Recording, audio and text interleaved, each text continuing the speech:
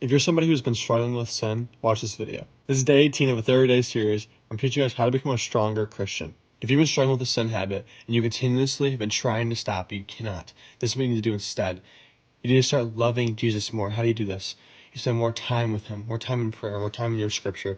It's like a relationship with a friend or your girlfriend or your wife, your husband. The more time you spend with them, the more loyal, the more you love them, the harder it would be mentally to hurt them, to be disloyal.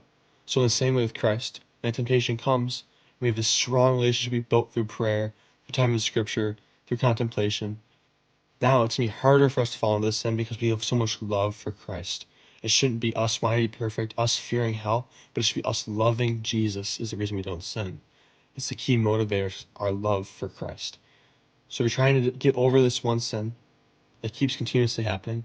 Maybe try to love Jesus more by getting to know him more, by spending more time with him. File for day 19.